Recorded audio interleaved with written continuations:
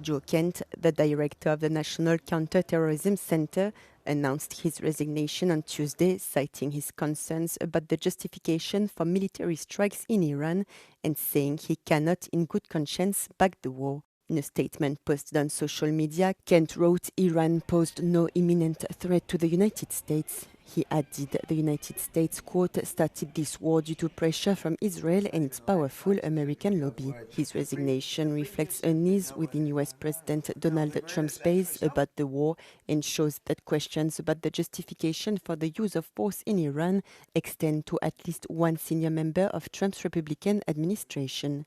Speaker of the House Mike Johnson pushed back on Kent's claims that Iran posed no imminent threat when asked about the resignation at a press conference on Tuesday.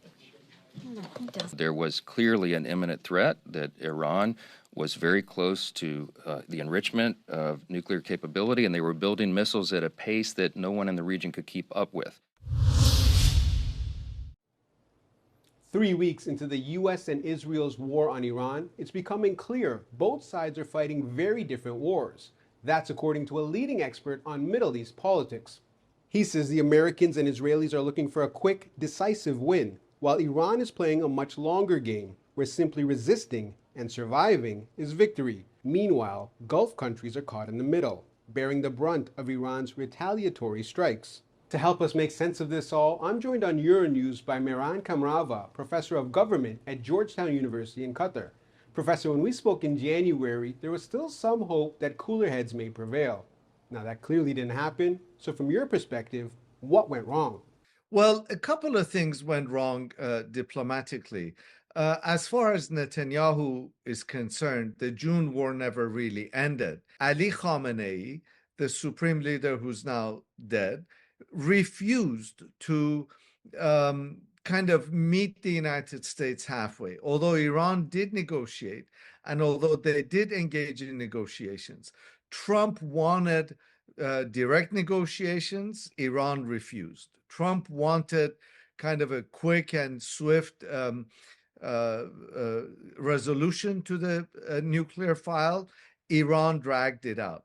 So while Iran did negotiate, it negotiated on its own terms and did not realize the volatility that characterizes the Trump White House and the unpredictability of President Trump's decision-making. And so that's what got us to this stage. Iran points to its leverage over the Strait of Hormuz, while Washington says it seriously weakened Tehran's military. What do you think is happening right now, and where do you see this headed? The Americans, and particularly the Trump White House, and the Iranians have two very different assumptions about the war. The United States and Israel want a quick and decisive victory. And for them, the destruction of Iran's military capabilities, these very showy explosions, are indications that they are winning and that Iran is losing. Iran has a very different assumption about the war. First of all, simply resisting and surviving is tantamount to victory. And also, Iran doesn't necessarily see the war in quick and decisive terms. It sees it in terms of a very prolonged conflict, one in which over time Iran would grind down American and Israeli resolve and steadily increase the pain inflicted on them. So what we see are two very different approaches to the war. And of course, at this point, the question is, who's going to blink first? And finally, I want to come back to what's happening inside Iran. There's been a lot of focus on the absence of Mujtaba Khamenei from public view. What does that signal domestically, and who seems to be making the key decisions right now? Mujtaba Khamenei's absence, both we don't even have recording of his voice. His absence is palpable. The Islamic Republic system continues to function. And more importantly, insofar as Iran on a day-to-day basis is concerned, military decisions are being made. And this is because the system prepared itself for continuing to function militarily, especially, even in the absence of a supreme leader. So whether or not Mustafa is alive or dead or is capable of making command decisions really doesn't matter, because the Revolutionary Guards and the Iranian army are continuing to make military decisions the way they determine fit. And even if Ali Larijani, who's the head of the Supreme National Security Council, even if he has been killed, again, that isn't directly relevant. Professor Kamrava, thank you for your insights. As Gulf states remain on the defensive, the hope is that restraint from Washington, Tel Aviv, and Tehran can still prevent further escalation and open the door to diplomacy. Adil Halim, Euronews, Doha.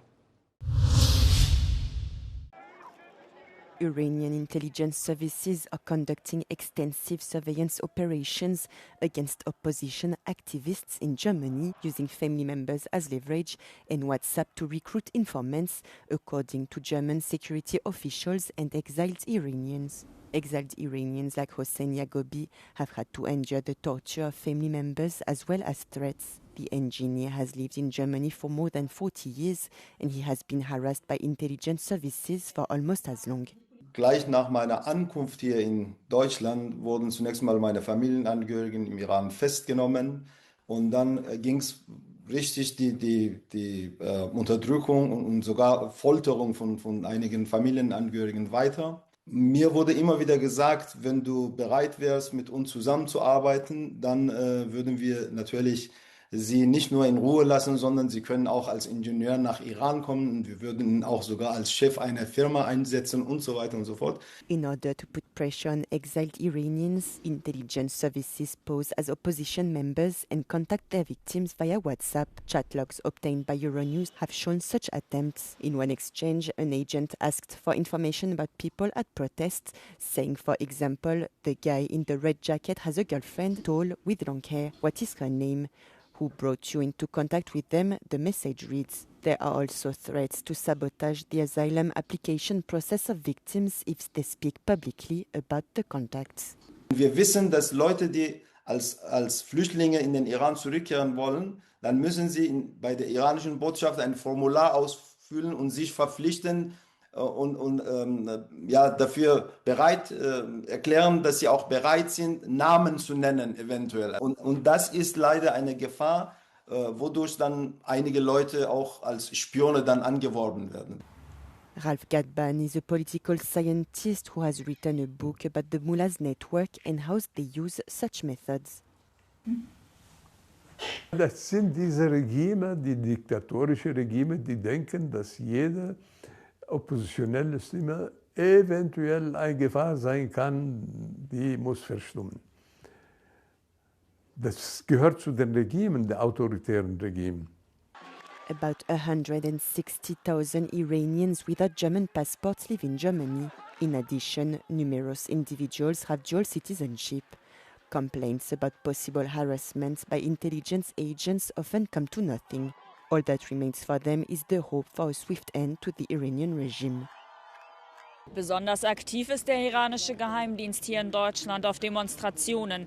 Er versucht, Oppositionskreise zu infiltrieren, Namen, Fotos, Adressen von Kritikern herauszubekommen. Dafür schickt das iranische Regime, so haben es mir Experten erzählt, sogar Geheimdienstmitarbeiter als Flüchtlinge nach Deutschland. Mittlerweile ist das Problem so groß, dass der Verfassungsschutz eine eigene Meldestelle für Betroffene eingerichtet hat. Laura Fleischmann aus Berlin für Euronews.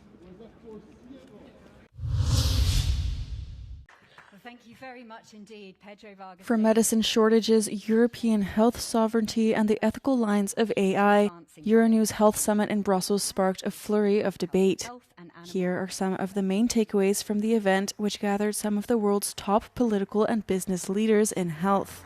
We continue to face many challenges: conflict, displacement, poverty and inequality, non-communicable diseases and mental health conditions, antimicrobial resistance, climate change, and epidemics and pandemics.